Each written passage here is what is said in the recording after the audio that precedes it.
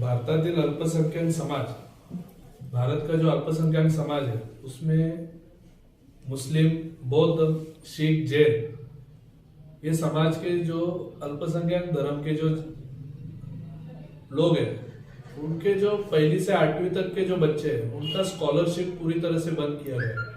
High school में जो अपने बच्चे पढ़ाने के लिए जो अपने लोग भेजते हैं, गरीब मजदूर के लड़के भी हाई स्कूल में आज पढ़ाई करते हैं क्योंकि सब लोगों को स्कॉलरशिप से उनको प्रोटेक्शन मिलता है और उनकी फी माफ होती है। पर आज केंद्र सरकार ने अल्पसंख्यक समाज के ऊपर अन्याय करने का काम किया है।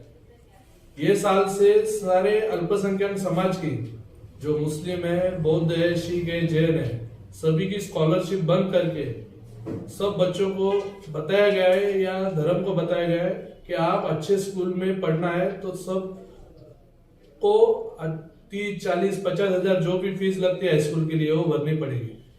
समाज के बच्चों को एक तरह से स्कूल में पढ़ने का अधिकार छीन लिया गया है। इस केंद्र सरकार के जुल्मी निर्णय के खिलाफ हम मोर्चा खोल रहे हैं और मोर्चा है 9 तारीख को। केंद्र सरकार का जाहिर निषेध कर रहे हैं भिवंडी में।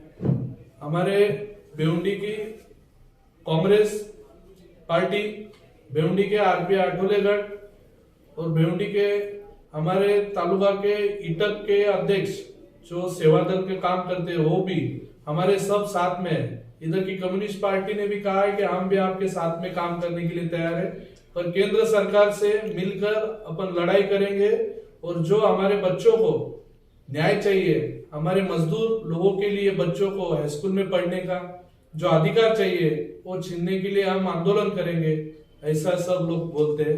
इसलिए हम सब एक साथ इस आंदोलन में खड़े रहने के लिए तैयार हुए और 9 तारीख को आंदोलन रखा गया है।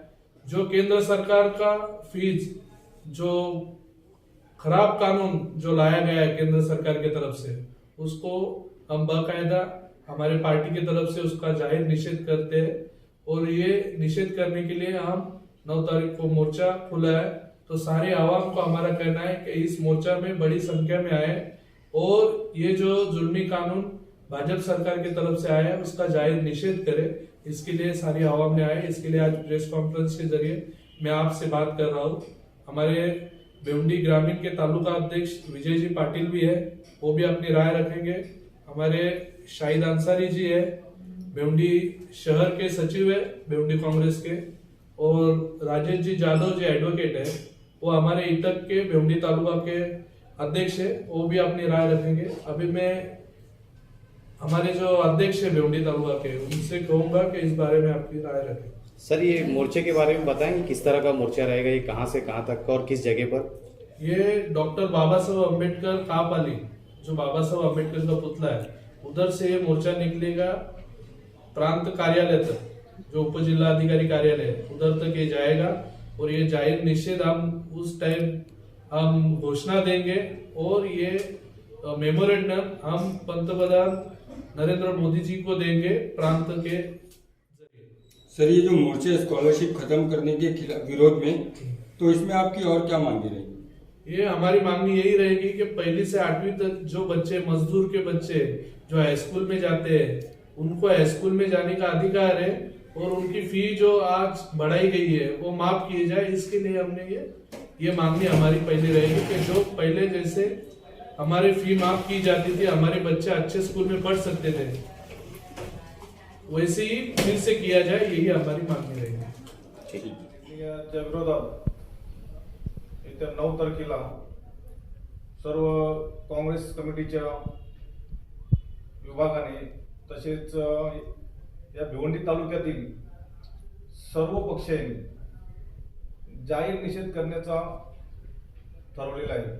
आम्ही डॉक्टर बाबासाहेब आंबेडकरांच्या पुतळ्यापासून तर प्रांत ऑफिस पर्यंत प्रांत साहेबांच्या कार्यालयात जाऊन आम्ही त्यांना निषेध हा पत्र देणार आहे की ही स्कॉलरशिपचा जो बंद करण्याचा निर्णय घेतलेला आहे केंद्र सरकारने, हा त्वरित त्यांनी माघार घेतला पाहिजे, नाहीतर येत्या काळात याच्या विरोधात आम्ही मोठा जन आंदोलन काढणार आहे।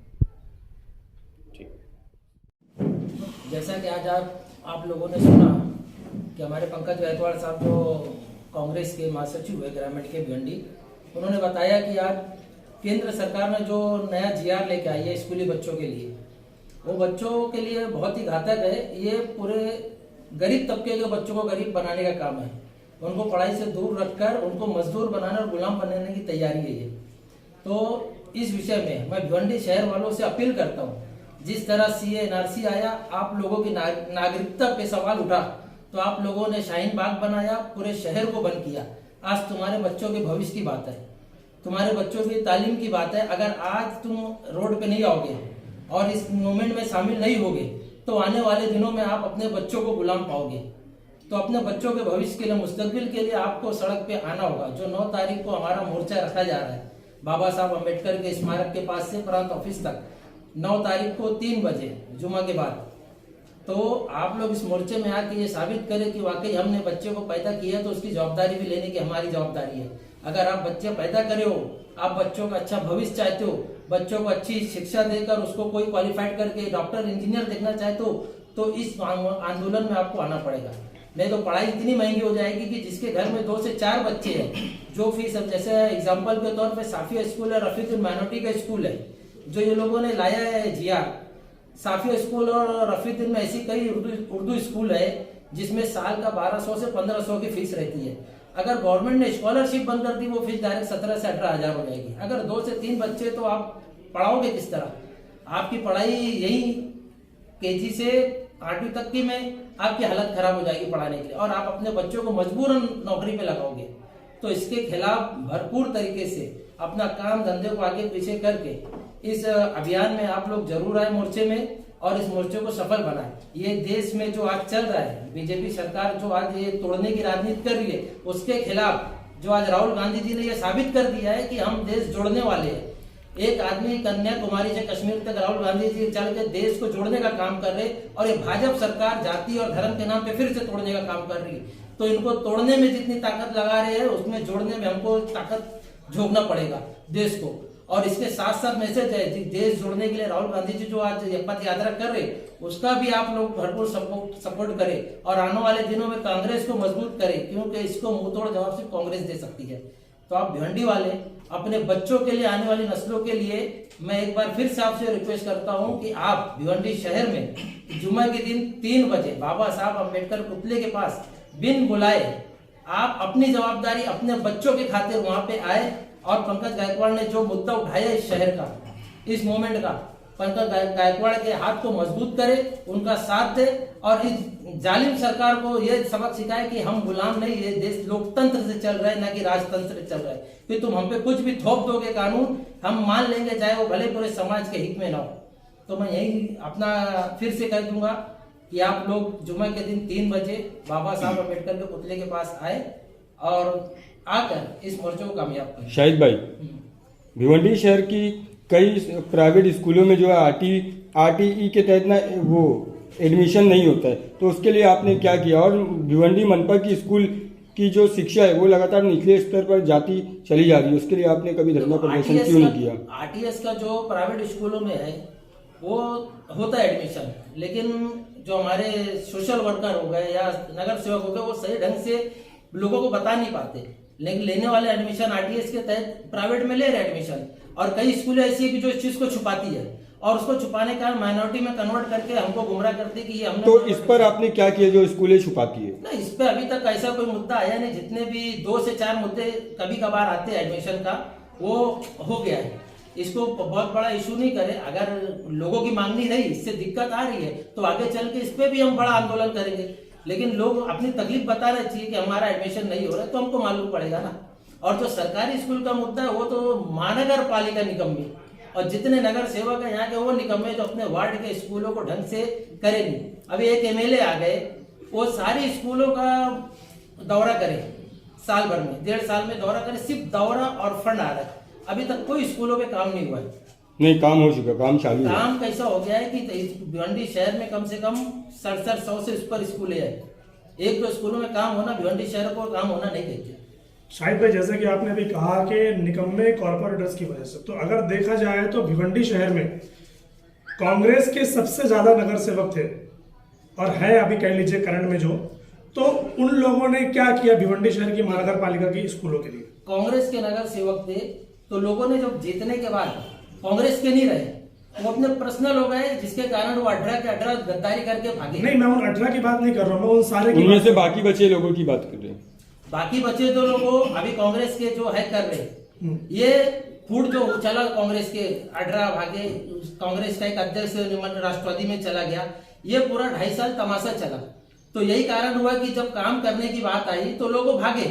अगर काम का प्रेशर नहीं होता तो इधर नहीं, विलास के पास जाना ही मतलब है कि मनी, विलास है तो मनी है, विकास नहीं है। शायद भाई आपने कहा कि जितने भी कॉर्पोरेटर थे सब निकम्मे, तो 18 भागने के बाद जो बचे कांग्रेस के वो भी निकम्मे है या नहीं? वो तो सबसे बड़े निकम्मे 18 जो भागे। 18 के बाद जो कांग्रेस के, वो अभी उसके बाद से लॉकडाउन लगा, लॉकडाउन से पूरा 2 साल इसमें चला गया, उसके बाद ये पूरा अपना डिक्लेयर हो गया पूरा इनका पद, उसका जितना भी नगर सेवकों का पद था वो डिक्लेयर हो गया, काम करने का मौका नहीं मिला उसमें। जो 2.5 साल मिला था उसमें सिर्फ राजनीतिक की जगह कांग्रेस को खोखला करने का काम करे जो कांग्रेस में गद्दार थे, और वो गद्दारों पर जब एक्शन लिया गया तो वो तोड़ के राष्ट्रवादी में भागे।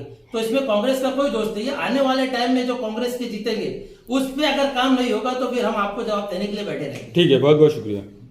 आप लोग का विरोध प्रदर्शन स्कॉलरशिप खत्म करने के विरोध को लेकर, तो ये किस तरह का होगा उसके बारे में थोड़ा सा बताइए।